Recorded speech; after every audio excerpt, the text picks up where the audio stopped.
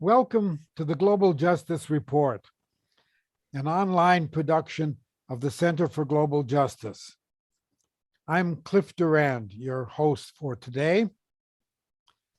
The Center for Global Justice, El Centro para la Justicia Global, is a multinational and bilingual research center located in San Miguel de Allende, Mexico.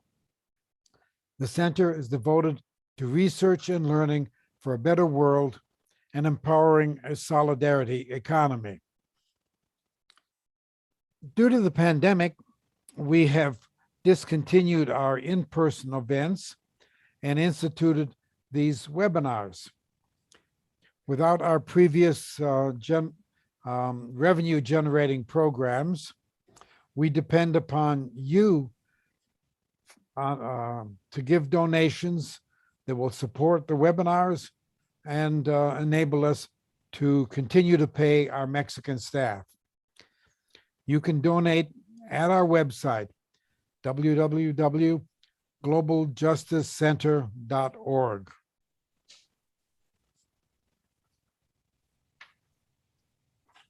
Today, we will be looking at militarism and the U.S. role in a transformed world, talking with Andrew Bacevich. U.S. has not won a war since 1945, and although we've been fighting somewhere or another almost every year since, except for a couple small excursions, every conflict has ended in stalemate or defeat. This is in spite of having the world's largest, most modern military machine with an ever-expanding budget.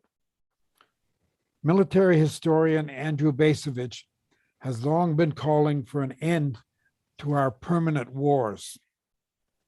In his newest book, After the Apocalypse, America's Role in a World Transformed, Bacevich argues Washington's insistence that a market economy is compatible with the common good, its faith in the idea of the West and its special relationships, its conviction that global military primacy is the key to a stable and sustainable world.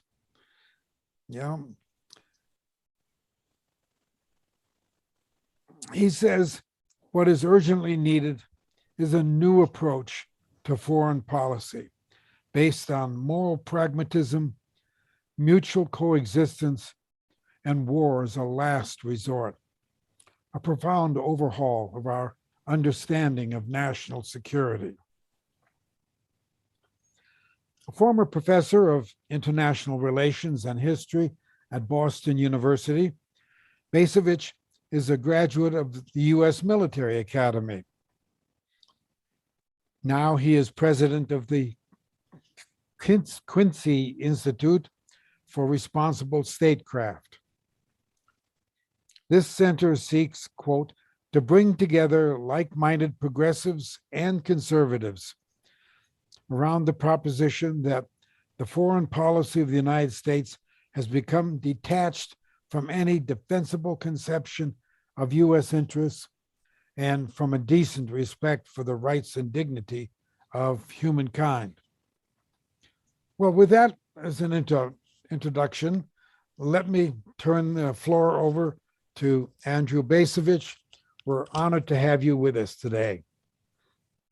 Well, thank you very much for having me. Thank you for the opportunity to let me speak about my book. I'll begin by talking very briefly about what inspired me to write the book in the first place.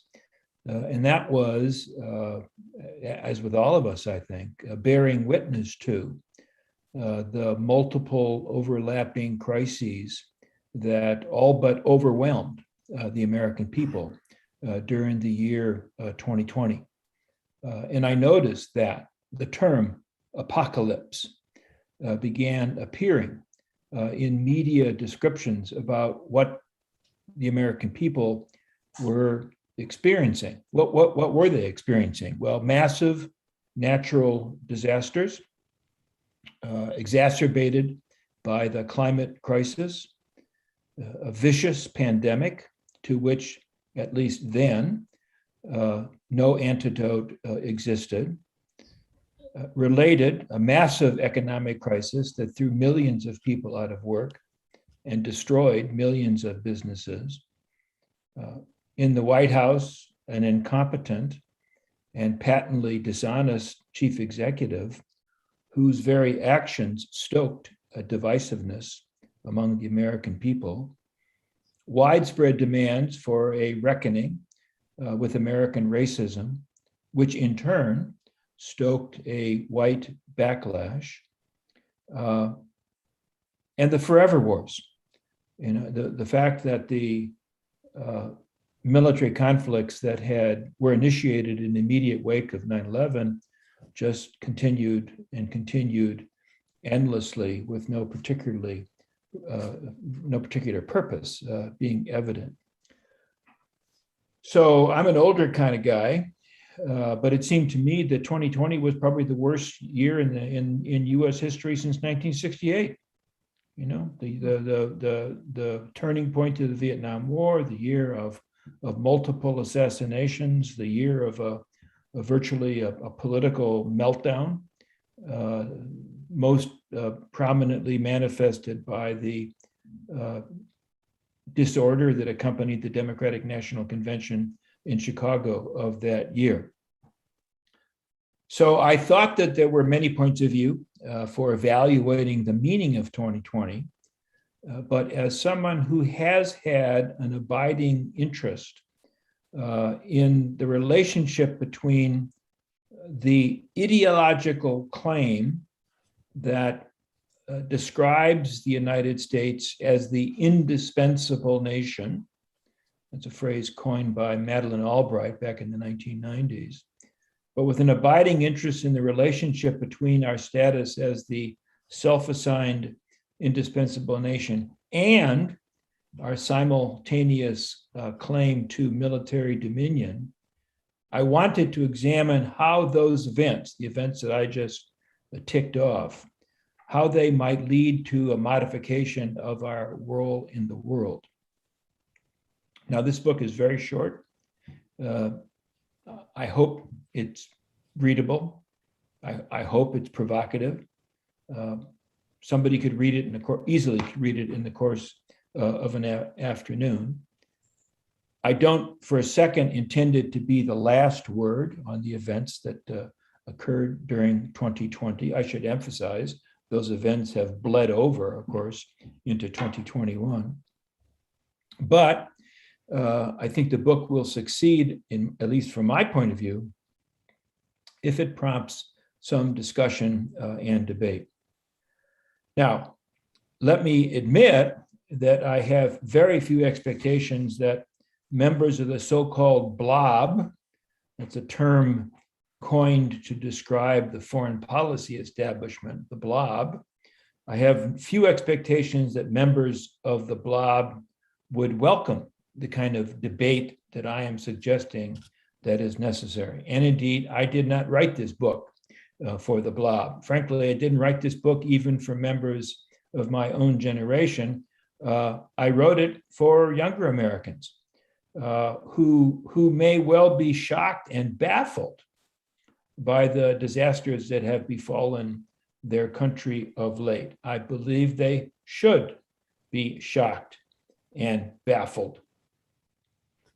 In the 30 or so years since members of my generation, the baby boomers, in the 30 or so years that my generation concluded that history itself had somehow ended with the United States the ultimate victor, we have made a hash of things in all sorts of ways.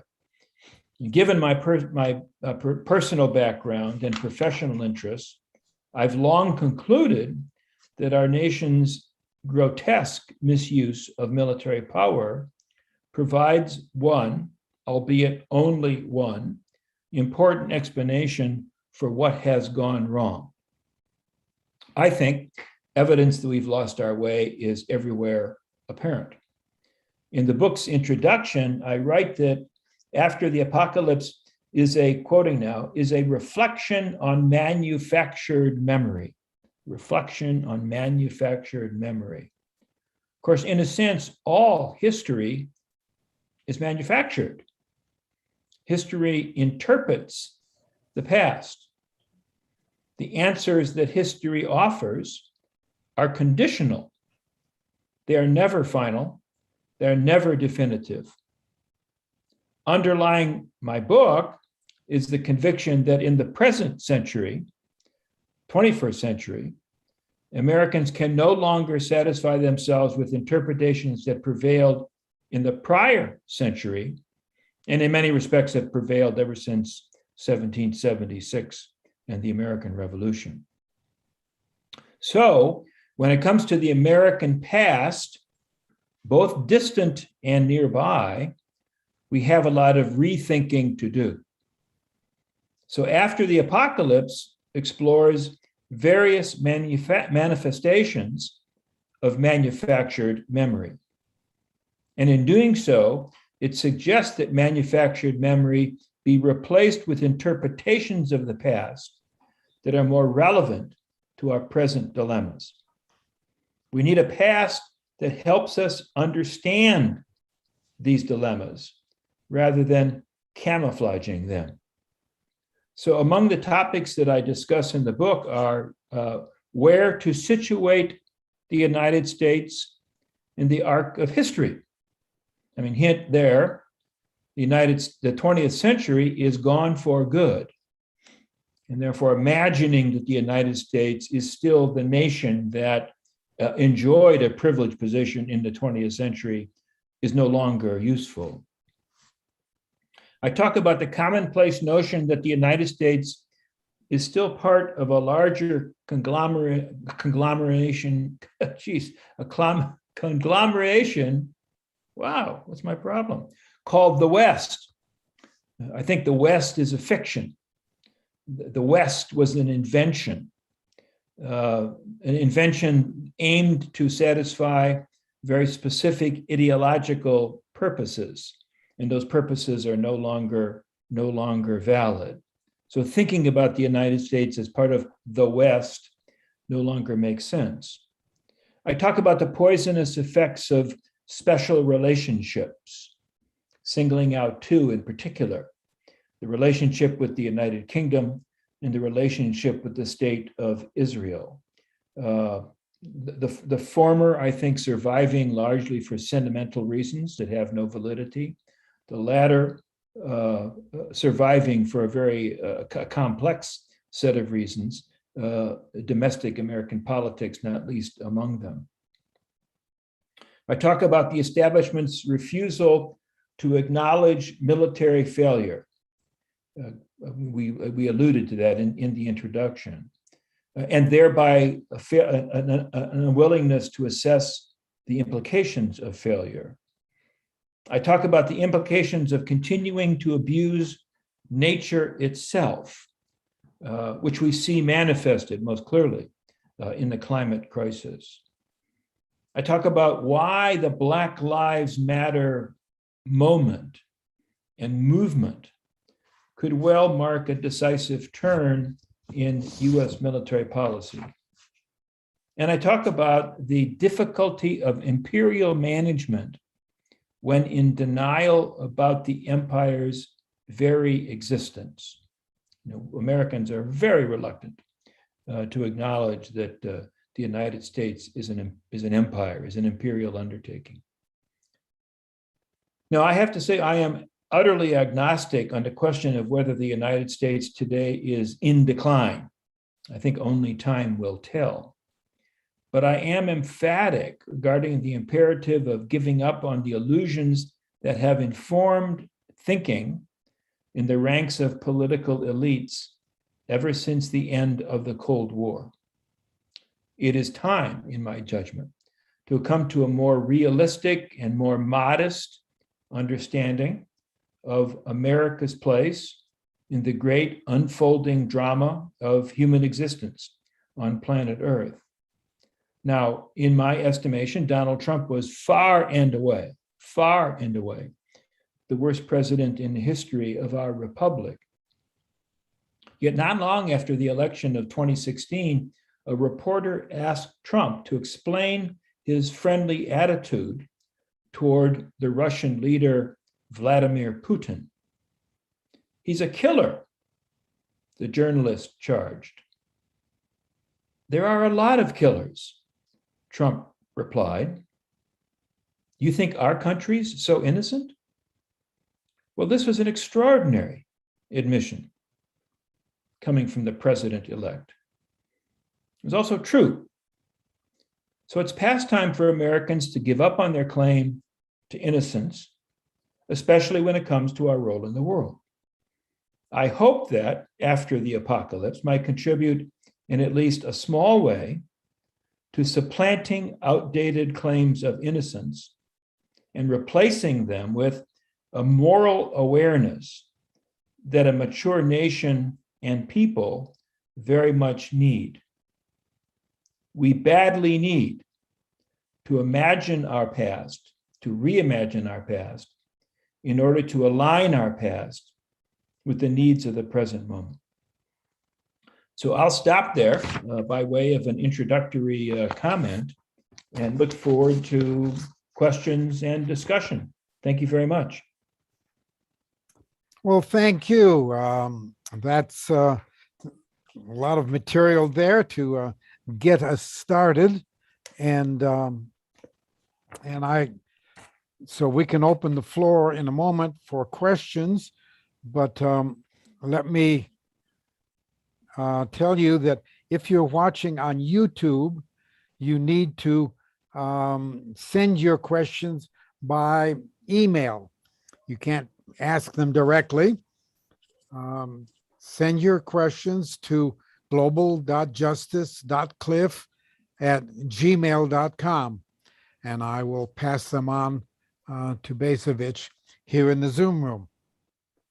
And of course, those who are in the Zoom room with us will be able to ask your questions more directly. Let me start it off by posing a question that came to mind as you were speaking. I think it's useful in understanding the behavior of U.S. foreign policy over recent decades. It's useful to go back to the end of the first Gulf War, when the neocons emerged as advocates of what they called a project for a new American century. They were very critical of the fact that the first President Bush did not use his military advantage and push through to get rid of Saddam Hussein. The Cold War having ended, they said this was an opportunity now to establish military dominance in the Middle East, and that indeed the strategic objective of the United States would be to establish that dominance in all regions of the world, preventing any possible future competitors. Now, when that notion was first enunciated, it brought outrageous reaction, when it was revealed in the New York Times, and the idea was quickly withdrawn. But I think in many ways, it spoke the truth of much of U.S. policy, and was later, in fact, articulated in the second President Bush's national security strategy, that we would engage in preemptive wars in order to prevent competitors from arising in any region. And a lot of what's happened in the Middle East, I think, can be understood in those terms. I'm curious about your reaction to that. Well, I think there's a lot of merit in what you say. I think where I would disagree to some extent is kind of centering the argument on the neoconservatives. I think there's no question that for a relatively brief period of time, dating from maybe the very end of the 1970s up to the first couple of years of the of the Iraq War, they did wield influence. Certainly their views were welcomed in newspapers, magazines, and on Sunday talk shows. So they did play a role in kind of narrating an interpretation of history and outlining a future course. But I'm not sure they really had that much real influence on policy. If one would say the high watermark of the neoconservatives occurred after 9/11, particularly when George W. Bush made a decision to go after Saddam Hussein, that preventive war that you referred to, which really I think is the ultimate error that we committed over the past half century, probably. George W. Bush wasn't a neoconservative. Dick Cheney wasn't a neoconservative. Donald Rumsfeld wasn't a neoconservative. Paul Wolfowitz, the very influential Deputy Secretary of Defense, was a neoconservative. But the war happened, the Bush Doctrine happened, not because of the neoconservatives, but because the claim of global primacy, the confidence in American military supremacy had become very widespread in circles of informed opinion. So much so that skeptics on the left or skeptics on the right, they may not have been silenced, but they were largely ignored.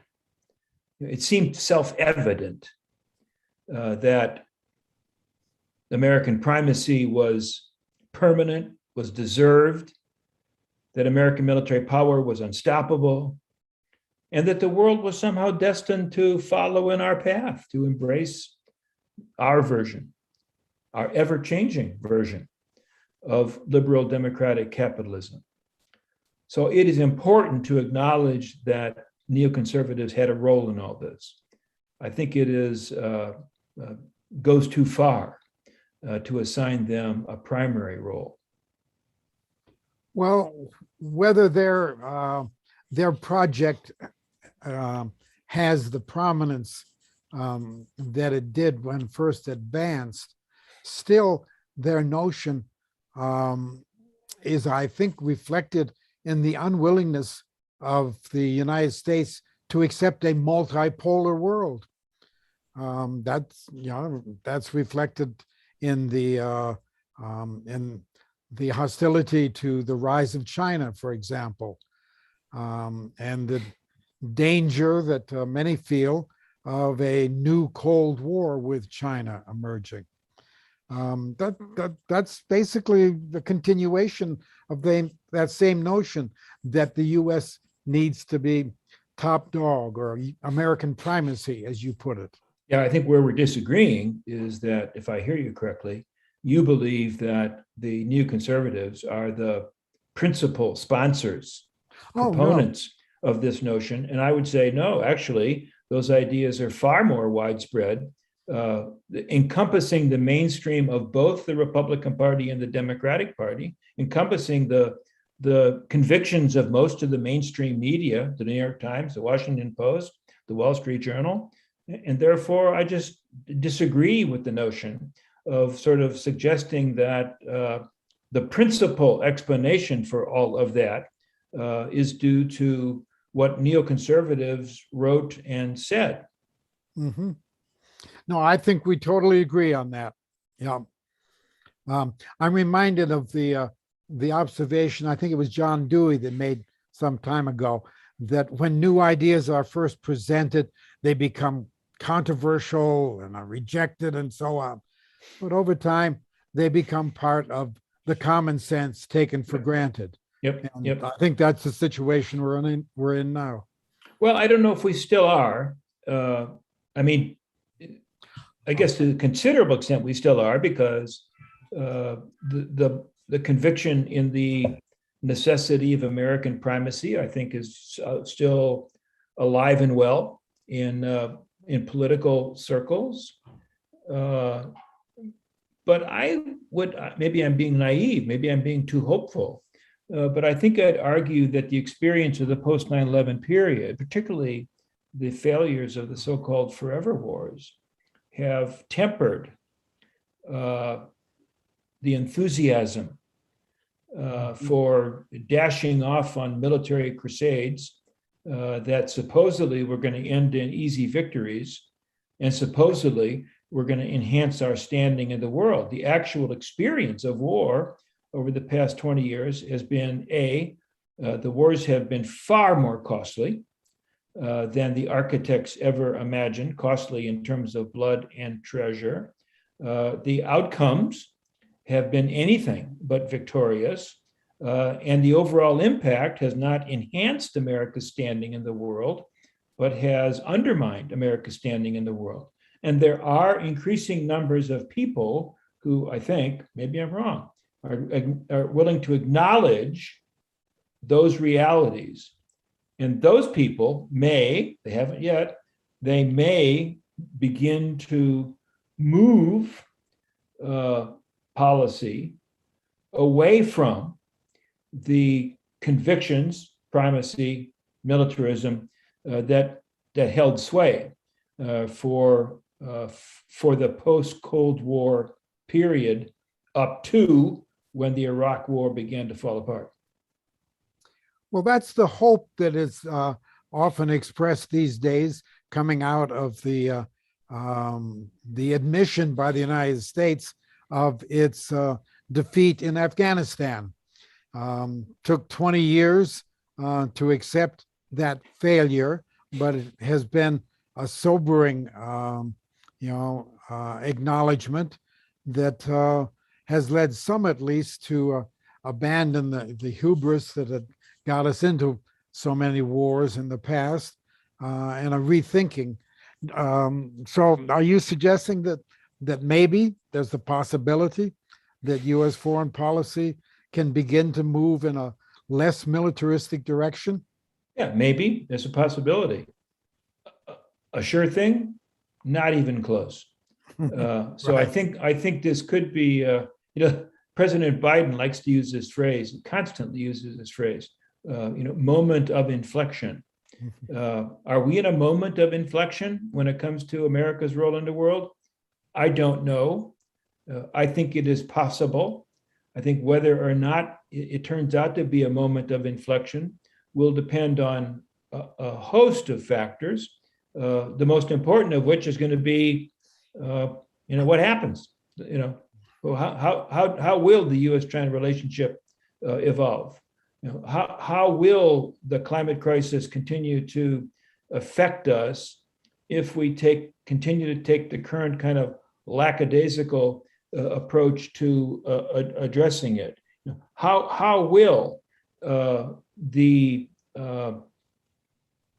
internal crisis, the internal political crisis in our politics play out? Can the Republican Party restore itself as a party of principle, as the expression of a distinctive American conservatism? That's what the Republican Party is supposed to do. Right now, the Republican Party represents no principles whatsoever, as far as I can tell. So it cannot serve its proper role as a counterpart to the Democratic Party. Are they going to get their act together? I have no idea. I hope they will, but I have no idea. Norma Harrison has her hand up. Let me call on her for her question. Hello, everybody. Good morning. Morning. Hi, Andrew. Hi. Yeah, the United States has no choice but to behave as it's been. For one thing, it has to make insanity conventional, insanity, chaos, the behavior of the United States is so appropriately irrational. Given, Norma, why do you say the United States has no choice but to do this? I don't get it. I'm getting there, yeah.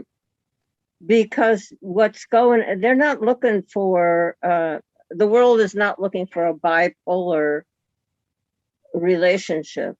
The world is looking for these people that are committing these atrocities are looking for not being challenged by the steps towards socialism, which is what's going on in the world in opposition. And so the United States has no choice but to attempt to suppress that liberation struggle. That kind of struggle does not tolerate the profit system.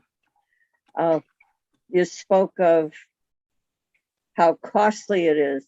U.S. doesn't care how costly it is. It pays its friends to support the war, to make enough bombs and planes and convince the soldiers that this is the right kind of thing to do. The idea is that,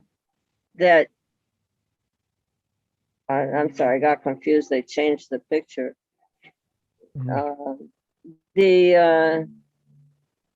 Well, I might get my idea back, but in any event, the cost of the war is of no interest because it's serving the U.S. purpose to shore up the madness among the general populace that there is any reason for doing what it's doing, and to cloud the idea that it must react this way. And the murder of bin Laden, and it was bin Laden we're talking about that was murdered, right? I get confused with the insanity that's going on. Norma, why don't you let Andrew respond to your points? I can't find the original direction here. Thank you. I'm not sure I agree, Norma. No, you don't. I know you don't. Let him speak. If I understand you, one of your sort of points of departure is that there is an inevitability about U.S. behavior. There is no choice. Whatever we do is what we have to do. And I'm not buying that. I think that however imperfect American democracy may be, and it is imperfect, it is a democracy. And at some level, the people in charge are responsible to the voters. Now, the views of the voters are hard to discern, but nonetheless, elections have meaning. Had the United States elected Trump to a second term, that would have had a significance in contrast to electing Biden to a first term. Trump and Biden are not identical. They do not hold identical views. And therefore, when the American people elected Biden, they were choosing a course of action. Now, let me emphasize, it's not a course of action that I find particularly gratifying. I mean, I voted for Biden only because Trump was the alternative, but not because I viewed Biden as a particularly enlightened or capable leader. But nonetheless, the bottom line is there was an election. The election asked the American people to choose. The American people chose, and that choice has meaning. And therefore, I'm just not with you that somehow, there's some inevitable trajectory of events that we have to follow. We have a couple questions that have come in by email. Let me put those up on the screen and give a question or an opportunity to comment on them. The first comes from Doug Morris. He says, it seems that one of the great threats to the future will be a convergence of multiple terrors and horrors. In particular, the convergence of environmental calamity, ecosystem destruction on the one hand, and on the other hand, global military violence, as those with the means of mass violence and domination use those means of violence to both gain access to diminishing resources and to protect those diminishing resources. In Andrew's view, is US power, driven, for example, by the imperatives of capital, working consciously or unconsciously to accelerate this convergence of mass horrors and terrors that both will contribute to the exacerbation of the sixth great extinction? Okay, that's one question. The other comes from, that was philosopher Doug Morris, and this comes from political scientist Harry Targ. Should we reconsider, should our reconsideration of our US narrative include revisiting the history of capitalism? Well, that kind of converges with the other questions. So would you like to take both of those on? Well, I don't, you know,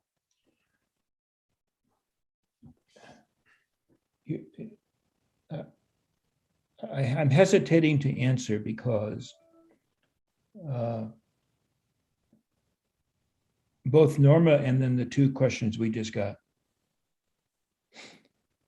express a temperament that is just radically different from my own.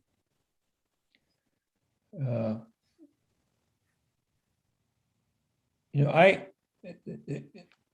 has there been a shortage of books about American capitalism? I mean, I would say no. I mean, maybe we need more, but it is not as if capitalism is an unexamined topic. And if we're using capitalism as shorthand for injustice and inequality in American society, has there been a shortage of comments on that? Maybe we disagree, but I don't think so. So the questions invite me to go somewhere that, frankly, I don't particularly understand.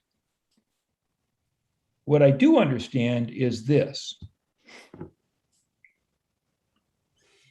The American system created as a result of the revolution of 1776 works splendidly for some people and not for others.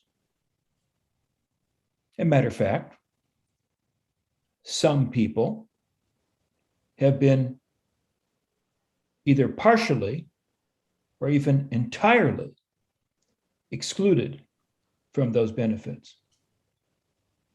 In some respects, the story of American politics, I would argue, has been an argument between the principal beneficiaries who understandably wish to retain their privileged position and those who have been excluded, who have basically said, we want our share as a Black person, as a woman, as a member of an ethnic minority. I want my share. Matter of fact, the founding documents of our republic say I should get my fair share. And this has been an ongoing fight now for over 2 centuries, and it continues. It's unresolved. I see no likelihood that it will be resolved anywhere in the near future. But at the basis, at the foundation of that argument is not a rejection of capitalism. It is not a rejection of market economics. It is rather the fact that the people who don't get a fair share want it. And this, it seems to me, accounts for the fact, the absence of any serious radicalism in American political life. No, let me rephrase that. Serious revolutionary radicalism in American political life. American politics tend to be reformist, to be built around reformist movements. Not trying to overthrow capitalism, but again, to get me and mine our fair share. I'm not trying to persuade you all to agree that that's the notion of American politics that you should agree with. You have your own views. But I don't understand when, I'm not a defender of capitalism. I think I'm aware of its shortcomings and defects. But I see no evidence whatsoever that the United States anytime soon is going to embark upon a course of revolution. And so to me, the subject is not particularly useful.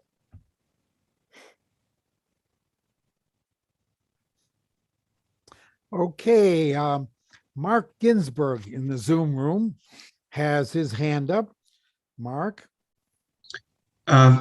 Andrew, picking up on that point, and connecting it with the question that I wanted to ask, perhaps it might be fairer to say there's quite a bit of evidence among the political elites and economic elites in the US for counter-revolution.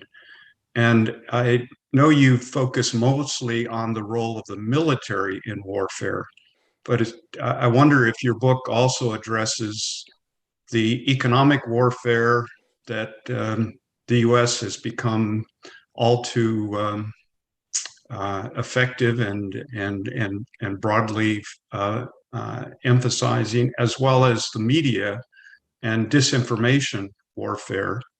I mean, I work mainly on Cuba, but take a whole range of examples, including China and other places where sanctions, which do kill people, are being mounted. Do you address these kinds of warfare in your book as well? Not particularly. I think I have in other places. But let's talk about Cuba. My personal view is that the sanctions regime is idiotic. It's also ineffective. The object of the exercise was to overthrow the Castro revolution. So here we are all these years later, that hasn't worked. My personal judgment is that the Castro revolution has failed. To what degree is it failed because of the sanctions? Or what degree has it failed for reasons unrelated to US policy? I don't have the ability to answer that question. I think it's a legitimate question. I think it's a tough question. I happen to think that Marxism, Leninism does not provide for a particularly viable basis for organizing a successful society. I'm not an expert on Cuba. I think I paid enough attention to the history of the Soviet Union and to the history of Marxism, Leninism in places like what we used to call Eastern Europe, and to Maoism in the People's Republic, and to communist experiments in places like Vietnam, to persuade me that that ideology, that framework, doesn't provide a particularly viable way to build a society that's prosperous and which recognizes freedom. So, that's just kind of the way it looks to me. So by no means, and let me agree that, I'll stick to my point, I don't believe that the American people have a particular penchant for revolution and radicalism.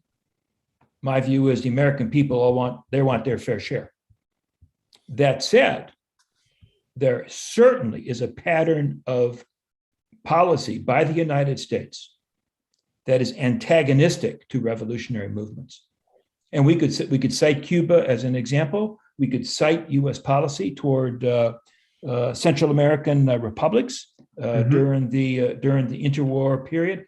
Absolutely, no doubt. Or American today. imperialism, short, in my judgment, short-sighted in almost every case, counterproductive in almost every case. So that is certainly part of our behavior in the world. And well, I appreciate those comments.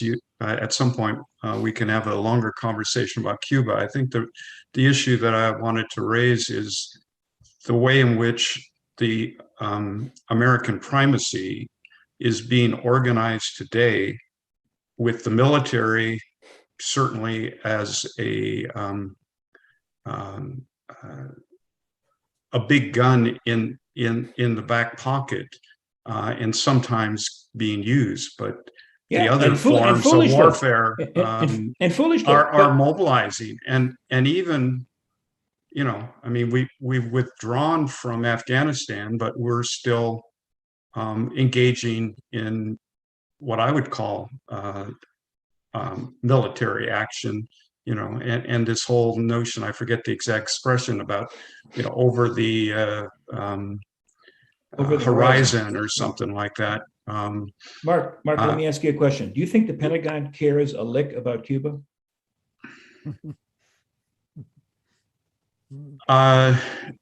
No, but there are certainly politicians who have called the military. No, I take that back. The American military has a concern about Cuba because it has a base there, and it has occupied that. That's a matter of convenience dating from the Spanish-American War. I mean, exactly. You and I are going to disagree on this. I think. I don't think the American military cares at all about Cuba. Yeah, but domestic in a domestic political context, yeah, there's a bunch of irresponsible politicians who care about Cuba, and because they're playing to their constituents. But that's not because of the American military. The American military did care about Cuba in the period, immediately before and after the Spanish-American War. The American military cared about Cuba as far as the Cuban Missile Crisis. Okay, but since then, not in any way does that figure as a U.S. military priority, at least in my personal view. Yeah, and in part because the economic and disinformation warfare that's going on is helping to. I agree that the long-term effect of the sanctions have not been to undermine the revolution, but I can tell you that the combination of the increased sanctions during the Trump administration and more recently Biden, along with the pandemic, are having an impact on people, not so much to change vast majorities of Cubans to want a counter revolution, but they are hurting. There's no question. I am sure that is true. Yeah. Thank you very much for your presentation. I look forward to reading the book. Thank you. A moment ago, you referred to U.S. imperialism in Latin America, particularly, and how it has not served the U.S. interest, and yet the U.S. continues to do it. Now, how do you explain that? You would think that our political elite would learn and try a different approach. Well, they do. I mean, they do and they don't. They do in the sense that the focal point of American interventionism shifts. It's interesting, for example, that in the the response to the disorder, suffering, chaos, dysfunction in Venezuela has, as far as I can tell, only prompted a modest amount of discussion about the United States intervening in Venezuela. Mhm. Were we Militarily, 19 you're saying. Yeah, were we Okay. in 1910, Mm, US troops would have landed years ago. Yeah. Because at that time, the focal point of American imperialism was what we might call our near abroad, the Caribbean, the approaches to the Panama Canal. And therefore, anything that was going to happen in Venezuela or Nicaragua or the Dominican Republic or Haiti or Cuba was going to be perceived to be a strategic threat, was going to elicit a U.S. military response. But that's not the strategic focal point. Since the promulgation of the Carter Doctrine in 1980, I mean, there may be multiple areas of strategic concern, but priority number one has been the Persian Gulf. And so we've seen this pattern of interventionism in and around the Persian Gulf that has yielded, as far as I'm concerned, virtually no success whatsoever, despite enormous costs. And I think now there may be reconsideration going on in policy circles about whether or not we should attend to events in the Persian Gulf quite so much as we have in the recent past. And maybe we should attend more, people say, not my view, tend more to shifts in power in the Asia Pacific, centered on the so-called rise of China. So you can construct a narrative of American imperialism that I think goes all the way back to the colonial era, and the focus has changed. The priorities have changed. And critics could say all along, going back to the extermination of Native Americans, critics can say, well, that was wrong, that was unjust, that was immoral. But I think it's also possible to identify the substantive interests which prompted imperialistic behavior at any particular time. Doesn't mean one justifies or agrees with those substantive interests, but there were substantive interests. When we invaded Cuba in 1898, it wasn't just for the hell of it. It certainly was not in order to liberate Cuba from Spanish domination. It had everything to do with a reevaluation of the strategic importance of the Caribbean. It had everything to do with an ideology of expansionism promoted by certain intellectuals, in a sense, the precursors of the neocons that were arguing about the need for American expansionism at the time. All that can be reconstructed, doesn't have to be defended. And in its own, taken in its own terms, it was absolutely, totally, and completely rational.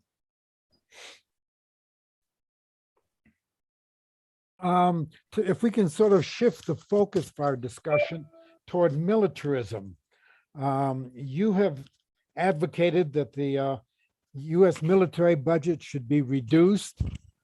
Right now, the proposals are to increase it. You've called for the reduction in the number of U.S. military bases abroad, and for the eventual U.S. withdrawal from NATO. Do you want to explain your views on that?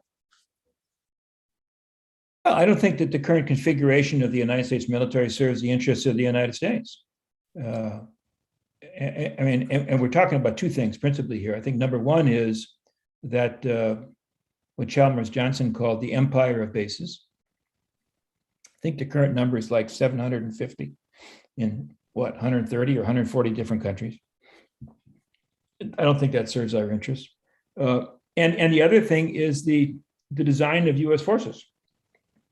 which are not designed to defend the United States, not designed to address our own security interests. US forces are designed to project power. They're designed to intervene. They're designed to go fight out there somewhere, where out there might be Afghanistan, out there might be the Persian Gulf, out there might be Europe, but out there is not back here. So my argument is that there is a fundamental requirement to reevaluate threats. It's one of the things books talks about. You know, what is it that threatens my well-being as a citizen? It is not, in particular, the behavior of the People's Republic of China. What threatens my well-being is climate change, disease, porous borders. You know, I could go on. It's things in the here and now, right here, that worry me. They don't worry me. I'm in my 70s. I'm going to die pretty soon. Worry me about the life that my grandchildren are going to live.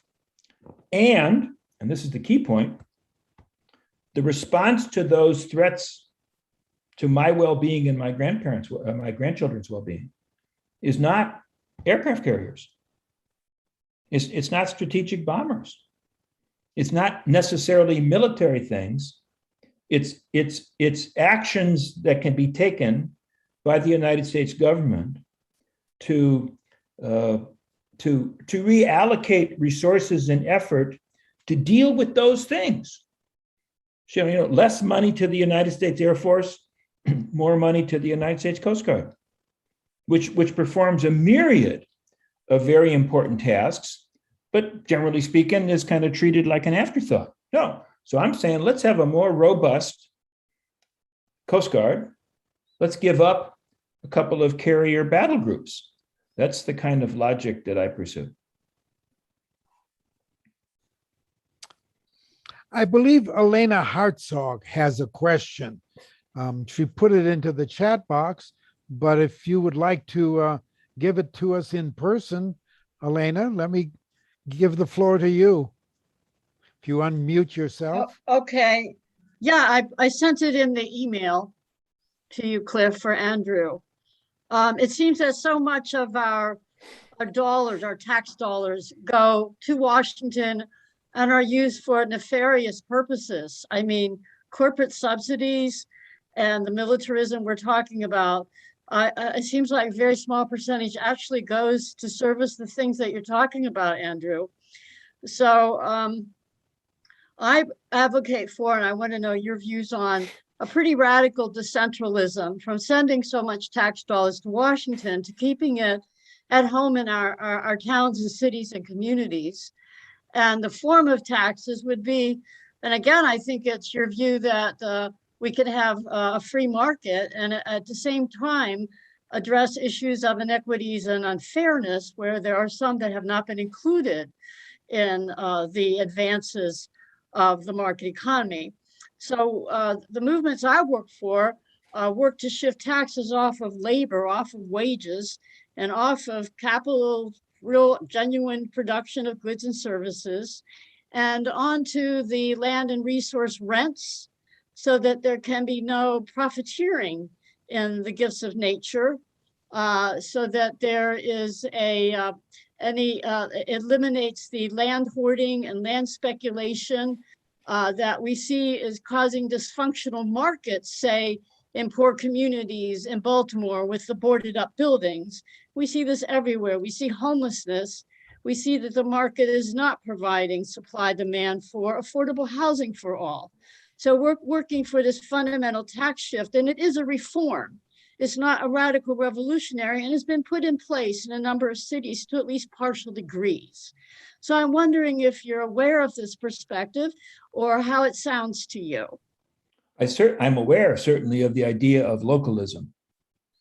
You know, of put the authority to decide and to allocate in the hands of local communities, as opposed to sending everything to a great centralized bureaucracy in Washington, D.C., where the bureaucrats, responding to the oversight of elected politicians, then decide, how much money is going to go to West Virginia versus how Yes. much is going to go to back. Massachusetts. I believe that recognizing that local governments can be stupid, local governments can be corrupt, but I think on balance, decisions made locally are more likely to yield useful outcomes.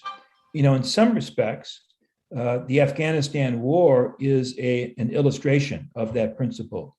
So the United States embarked upon this grandiose nation-building enterprise in Afghanistan, which it pursued over almost 2 decades, spent hundreds and hundreds and hundreds of billions of dollars, building stuff that we said Afghans ought to want to have.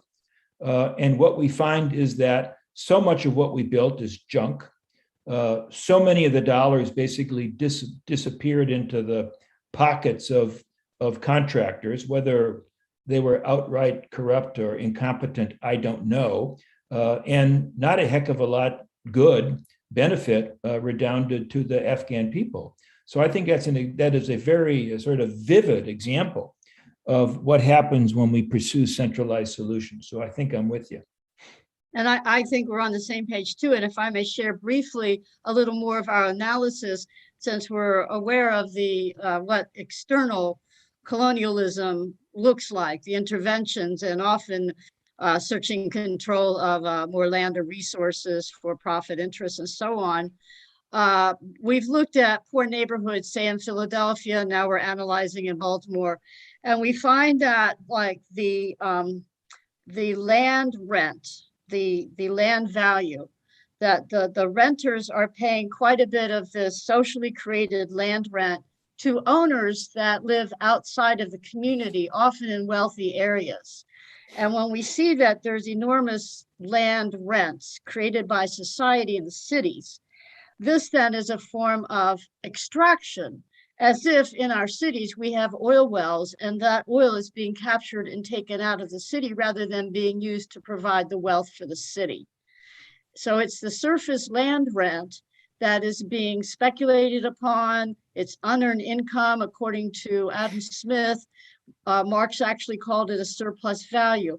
We want to keep that into the city by reforming, taking taxes off of people's houses and their production and the buildings, and simply collecting for the community, keeping it in the community, this unearned income of the land rent. It's a classical economics. We've been under the influence of neoclassical. This is getting back to classical economics, land, labor, capital. I hear you. Henry George.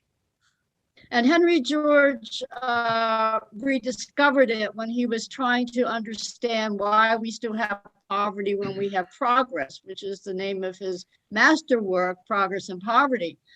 Then he simply actually rediscovered what the classical economists were looking at in terms of what to do with the free lunch, what to do with, as society advances, the land values increase, but those are privatized. And it was actually this continuation up to the Henry George rediscovering actually a perennial wisdom teaching I've discovered. It is a wisdom teaching that you have to fairly share the land and resources or you lead to wealth inequality, war, prisons, all these social problems. So when this was becoming a popular movement, Henry George ran for mayor of New York twice. The very super wealthy that gained their wealth from land and resources actually paid schools, University of Chicago, Columbia, to invent neoclassical or neoliberal economics. And they absolutely took the whole factor of land, which is all the gifts of nature, and made it a subset of capital. So our form of economics, what they study in schools and so on, is only 2-factor. It looks at labor and capital and leaves totally outside the question of what do you do around unfair access to land and resources and the social surplus, the unearned income accruing to land and resources. So you see, it's very deep. And Henry George was put aside because it was becoming too strong a movement. Some considered that he was more of a threat to the 1% and less than 1% than Karl Marx was. So anyhow, that is a history of economics, but there's been this flame kept alive outside of academia that understands classical economics and as actually experience and how you implement this policy. Okay, Andrew, do you want to comment on any of this economic theory? I think I'm not enough of an economist to do so. I think I understood what was just said, but you know. Okay, Lauren Langman has been waiting with a question. Okay, okay?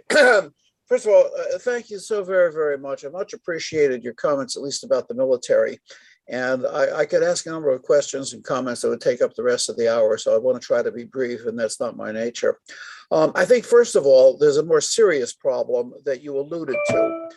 Just this morning, in the last couple of days, I've been looking at, I get these things on the internet about the Americans just sent some B-52s up just very, very close to the Soviet Union. Similarly, We should note that the Soviet Union doesn't exist anymore. That's right. I'm sorry. Up against Russia, and similarly, I'm very much afraid of the fact of the possibility. And this, you're the military expert, and I have enjoyed your writings. I disagree with you on socialism, and I'll get to that in a minute. But I am so scared of an accident happening that an American ship comes a little bit too close to a Chinese or Russian ship. Russia just announced 2 more submarine projects in process.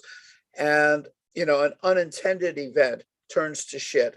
And we know that this would be very, very scary. And as you well know, and you know more about it than I do, when General Milley called his Chinese counterpart to basically warn that Trump was irrational, this is a very, very scary thing. That's not number one. Number two, Cuba. Those of us that have been to Cuba and know that something about it, I think you grossly underestimate the impact of the American embargo, not just directly, but the extent to which America has intervened in a number of potential trading partners with Cuba and basically said, no, don't sell them these raw materials. No, no, no, no, no. And I think it's an amazing. If I said anything that sounded like I was defending U.S. policy toward Cuba, I apologize. I retract that comment. What's the question? Well, the question I'm going to come to in a little bit, which is a little bit longer question, but I'm one of those people who writes books on American capitalism. Although I do agree with you that Marxist-Leninism, as it turned into an authoritarian system with the assumption of the Bolsheviks, was just as bad as what happened to China under Mao. There are a number of traditions of Marxism that are much more humanistic, Raya Dunskaya, but that's going to be a long thing. That there is a tendency, and one of the colleagues that both Cliff and I share, David Schweiker, has been writing about the growing number of co-ops, community ESOPs, and things like that as an alternative to state capitalism, because Russia never practiced socialism, of state capitalism in Russia, or the capitalism that we see now. I think one of the points that I would comment on, I think I'll try to get it down to 2, is I think when you talked about the genocide of the Native Americans, that I agree with you about 1776 when a bunch of rich white people established a constitution, but this came out of a much earlier tradition that involves religion, namely what in the essay, the lecture or whatever it was on Christian poverty that John Winthrop wrote, he talked about the city on the hill. When I have cited that in my work, I talk about the fortress on the hill because that gave rise to the notions of imperialism as westward expansion that was in the name of God, glory, and of course, material gain of moving. At the same time as this was going on, we see the growth of slavery. And that really, and the racism that you alluded to, that anybody on this chat is going to agree that this racism is a horrendous consequence. This was already evident, clearly established in law in, I think, 1676 with the Virginia Slave Acts that regarded African Americans as inferiors forever and their children forever, et cetera, et cetera. Okay, my larger question is this, and I don't know how to deal with it. you alluded to the question, which in my framework is goes back to something called hegemony, the extent to which ruling classes control the way people think. And so when you talk about the New York Times and the Washington Post, which I don't dismiss as fake news, but these are corporations with an ideological point of view. And if we want to go back to the Iraq, Afghanistan thing, there's a lot of information that wasn't available on the mainstream news. For example, and you would know this better than I do, there were 3 separate investigations of the weapons of mass destruction in Iraq. 3 of them, one of them headed by a Marine, I don't remember his name, you probably do, came up with, they couldn't even find a World War I mustard gas thing, which is surprising because we had supplied Saddam Hussein with poison gas to use against the Iranians. That there's so much information that exists that isn't publicly available. You mentioned the going to war, the Spanish-American War. It seems as if most of the evidence shows that the battleship Maine exploded by virtue of a boiler explosion on board rather than the justification.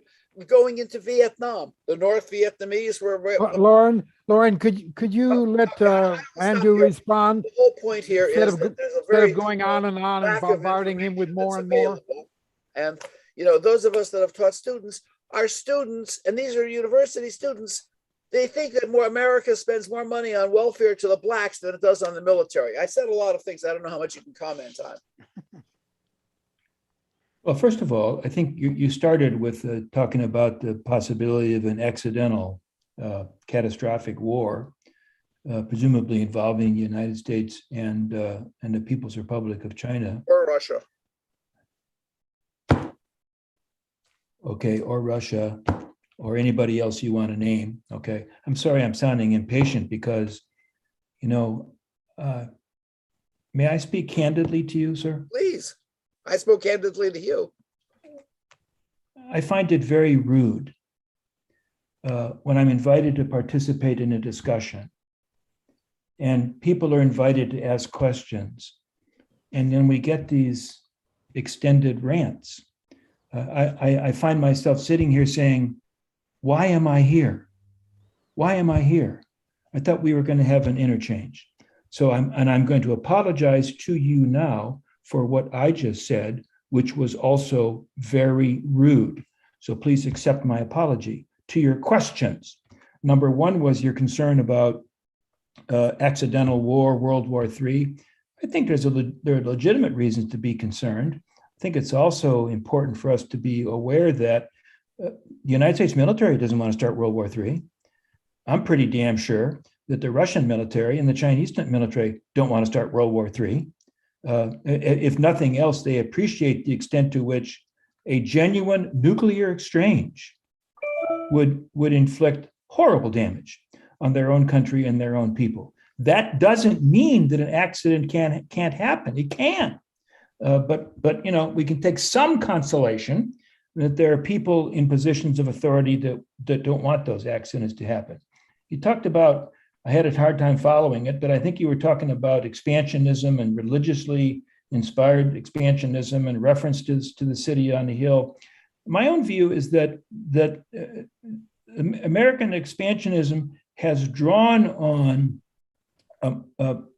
multiple sources of motivation.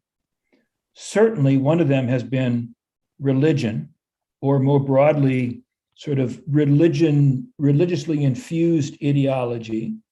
But there also have been very concrete rationales, getting territory, providing for trade routes, controlling resources. The real point is American expansionism has been a continuing theme throughout American history. And then the last part, I must admit, I just sort of lost track of the last part, so I don't think I can understand what question you were asking. Well, the last part had to do with the limited amount of information that most. Oh, I'm sorry. Yes, thank you very much for reminding me. Does the media have an ideological bias? Yeah. Okay, it does. Some of us can be attuned to that bias to try to set it aside.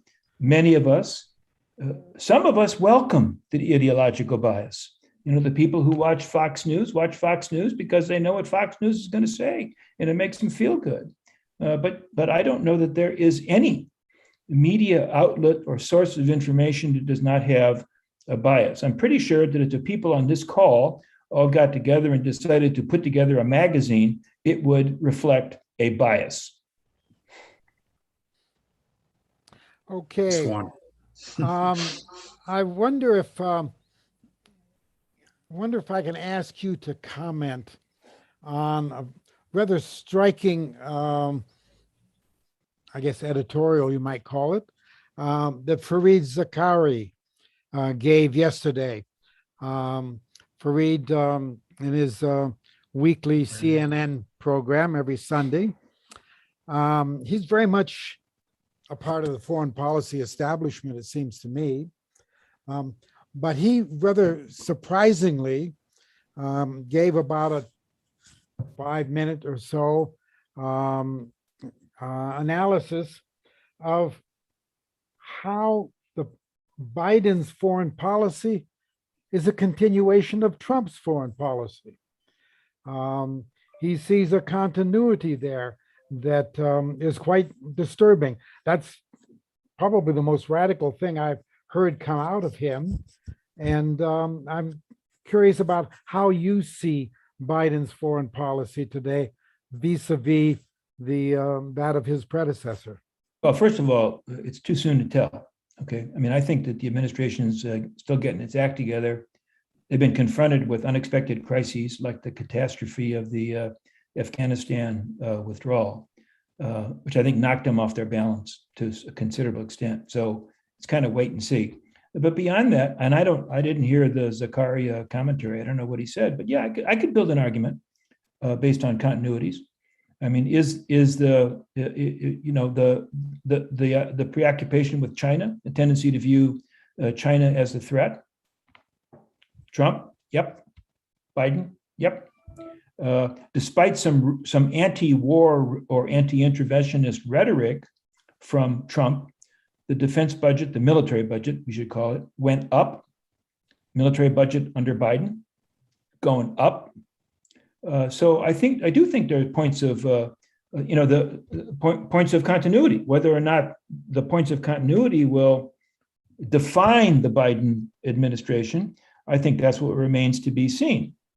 There, for example, we have an incredible amount of talk about the climate crisis from Biden's people. Trump dismissed climate change as a hoax.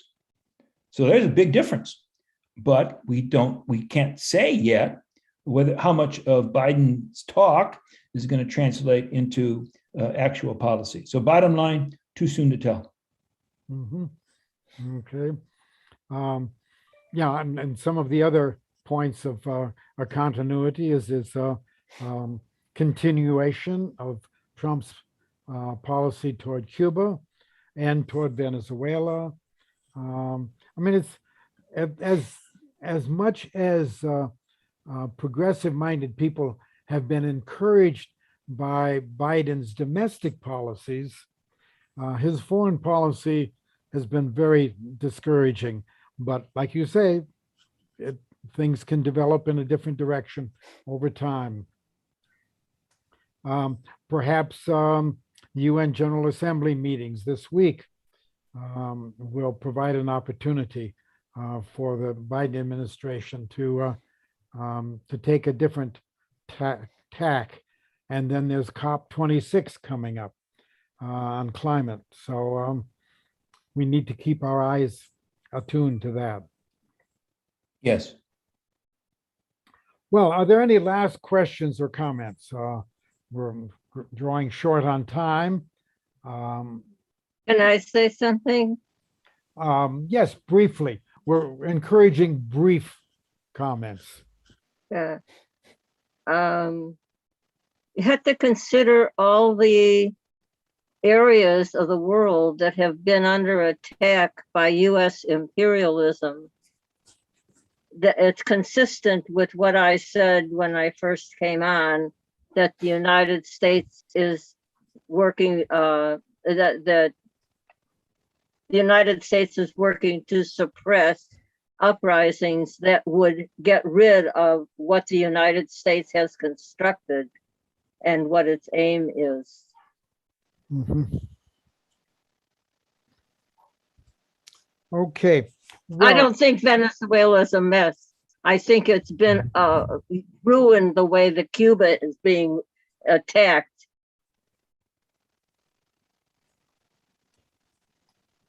okay, with that, I think we should call this to a close with apologies to Andrew Basovich for the overly long and sometimes contentious comments that have been made by No some. apologies needed. I'm the guy who ends up being contentious, and I apologize for that. Well, clearly there's been pushback and disagreements, and I think it's good that those disagreements have come out into the open and have been discussed. I only would hope that it could always be in a way that is respectful of one another. And I certainly appreciate the respectful way in which you have responded to those who wanted to push against your point of view. Okay. I should point out that today's webinar, as well as past webinars, are available on our website, globaljusticecenter.org. There's lots of really great material there we've had like over 60 webinars so far. Next week, we will look at 30 years after the USSR's fall. Who has benefited? We will have the benefit of the hour, the 90 minutes with Alexandra Buzgalin, prominent Russian dissident and economist. So tune in next Monday, same time, same place, for what should prove to be a very interesting discussion. And in closing, I want to thank our webinar team, Liz Mestras, Gregory Diamant, Roberto Robles, Olivia Canales, and myself. And now this is Cliff Durand signing off until next Monday. Thank you again. Okay, thanks Don't for close, having